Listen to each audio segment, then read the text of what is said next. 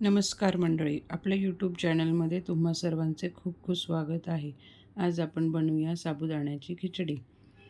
साबुदाणा स्वच्छ धुवून घ्यावा आणि पाणी टाकून रात्रभर भिजू द्यावा.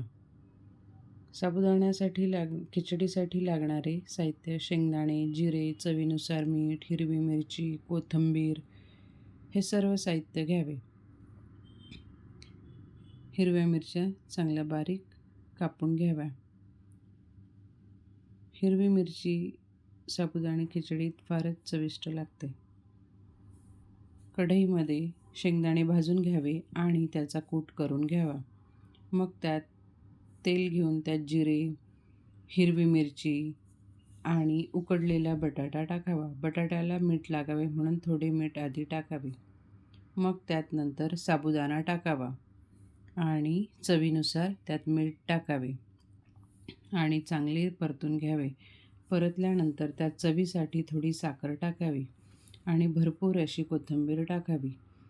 5 मिनिटे वाफ आणावी. त्यानंतर चांगले एकजीव करून घ्यावे आणि अशा पद्धतीने आपली ही खिचडी रेडी झालेली आहे. आता आपण ती सर्व करूया. काही जणांना लिंबू आवडते, लिंबू टाकून खावे किंवा दह्याबरोबर ही खिचडी अतिशय चविष्ट लागते. रेसिपी आवडल्यास लाईक, शेअर आणि